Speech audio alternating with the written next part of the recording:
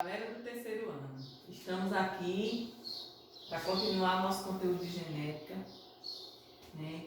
Então, a genética é a área da biologia que estuda a transmissão do material genético ao longo das gerações.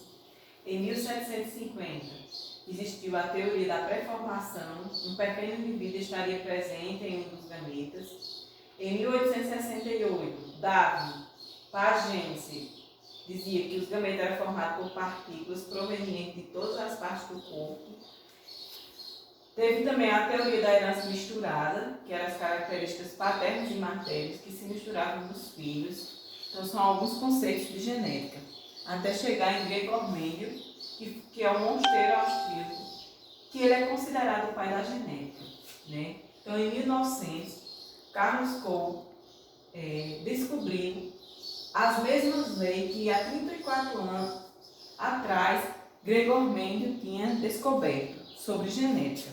Então, a teoria que ficou valendo foi a de Mendel. Em 1910, os genes moram nos cromossomos e são distribuídos às células filhas, nas divisões celulares. Foi outra teoria que surgiu. Em 1914, eles defenderam que os genes são pedaços de DNA. E em 1930 veio a teoria evolucionista de Darwin, que se completava pela descoberta de Mendel. Então houve-se um processo de evolução até chegar na teoria que a gente tem hoje. Então, por que Mendel obteve sucesso? Quais foram os motivos do sucesso de Mendel? Uma característica de cada vez, escolha de material, que ele escolheu a ervilha. Por que ele escolheu a ervilha? Porque o tempo de reprodução da ervilha é curto, tem um fácil cultivo, fecunda, se autofecunda, tem um grande número de descendentes e tem características constratantes, né? Sem intermediário. Então, só a ervilha possui 7 características diferentes visíveis. Por isso que Mendel escolheu ela. O tratamento estatístico dos resultados era em 28 mil pés. E ele estudou as ervilhas por 9 anos. Então, teve os primeiros cruzamentos, escolha das características. Então, qual foi a primeira característica que ele testou? A cor da semente das ervilhas. Observou por 2 anos, em 6 gerações, devido às autofecundações. E outra determinação que ele tinha era que as plantas deveriam ser puras. Não poderia ter mistura de outras características de outras raças de ervilha. Então, por isso que ele encontrou determinadas características. Então, as ervilhas têm um fácil cultivo, tem um ciclo reprodutivo curto, produz muitas sementes de várias vezes, muitas características visíveis a olho nu e tem uma autopolinização. Então, elas mesmas se polinizam entre elas. Plantas, flores, próximas umas das outras, vão se autopolinizando para que essas características possam ir se misturando. Aí tem a geração parental, que ele pegou a ervilha amarela e a ervilha verde. Da ervilha amarela e a ervilha verde, na primeira geração, todas eram amarelas, todas saíram amarelas. Então, isso significa que a característica verde é recessiva em relação à cor amarela. Ele autofecundou todas as sementes da primeira geração. Ele autofecundou e, no caso, plantou sementes amarelas com sementes amarelas. Na segunda geração, que foi as sementes dessas ervilhas plantadas aqui, o que foi que aconteceu? 75% das sementes vieram amarelas e 25% vieram verdes. Então, ele concluiu que as ervilhas amarelas eram dominantes sobre as ervilhas verdes. Portanto, as amarelas são consideradas dominantes e as verdes são consideradas recessivas.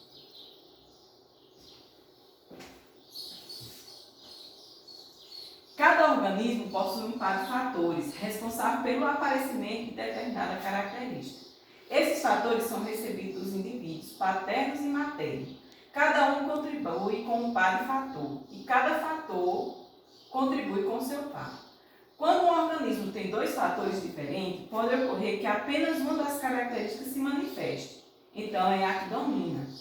A outra não aparece, portanto, ela é recessiva. Um exemplo. Os meus olhos são pretos. Meus avós têm olho claro. Então, eu tenho essa característica, porém, ela é recessiva sobre mim. Isso significa que eu sou um ser heterozigoto. Se meu esposo também for heterozigoto, qual é a probabilidade que a gente tem para ter um filho com olho claro? Eu vou pegar e fazer uma combinação. Cada átomo desse, a gente liga 2 vezes.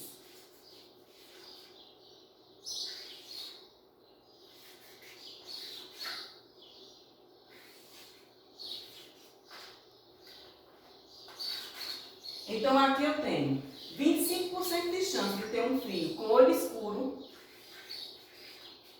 sem nenhuma característica do olho claro. Eu tenho 50% de chance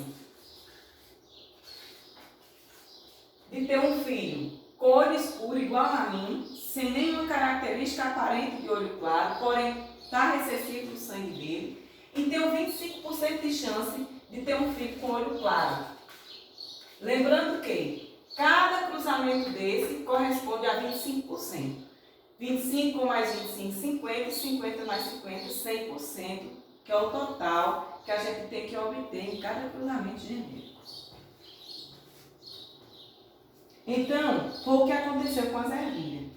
A cor da semente, vezão, são as sementes amarelas, ou vezão, são amarelas. Por quê? Porque a amarela é dominante. A gente sabe que cada letrinha dessa, que for correspondente por a letra maiúscula, é o que está determinando o gene que é dominante sobre o outro, e a minúscula está determinando o gene recessivo. Então, a mesma coisa aconteceu na segunda geração da lei de Mendel. No primeiro cruzamento, eles cruzaram as ervilhas dominantes com as recessivas, que eram amarela e verde. Todas saíram amarela heterozigótica. Hétero por quê? Porque tem os 2 genes. Na segunda geração, ele obteve o cruzamento, 25% todas amarelas, 50% amarela, porém com os genes verde e 25% verde. Por que o verde se manifestou? Porque ele está em homozigose. Então, as características recessivas elas só se manifestam em homozigose. Então, na proporção genética foi 25% amarela, 50% amarela com genótipo verde e 25% verde, né? Então, 75% no caso saiu todas com as sementes amarelas. Como é que se determina a primeira lei de Mendel? Lei da pureza dos gametas, da segregação do impar de fatores, ou lei do monohibridismo. Por que mono? Porque existem 2 características distintas que vão se cruzar entre si. Então, uma de cada cor. Os fatores de um par contrastante não se misturam. Durante a formação dos gametas, os fatores aparecem em doses simples, ou seja, cada um gameta possui apenas um fator, por isso que é determinado monohibridismo. Existe o cruzamento teste, que foi onde ele começou a estudar, onde ele dizia que a simples observação do fenótipo de um indivíduo dominante não permite determinar o seu genótipo, uma vez que ele pode ser homozigoto ou heterozigoto. Cruza-se um indivíduo de genótipo desconhecido com um parceiro recessivo. O fenótipo dos descendentes vai fornecer a resposta. Se no cruzamento teste forem produzidos 2 tipos de descendentes, com fenótipos dominantes e recessivos, conclui-se que o genitor testado é heterozigoto. Se todos os descendentes forem de fenótipo dominante, o genitor é homozigoto. O que ele quis dizer com isso? Que se as sementes dele, mesmo sendo todas amarelas, fossem da mesma linhagem, não ia ter alteração no produto final, que foi as 25% de ervilhas verdes. Porém, como apareceu aquelas verdes, então isso significa que uma era recessiva sobre a outra. Então, por hoje é só. Até a próxima.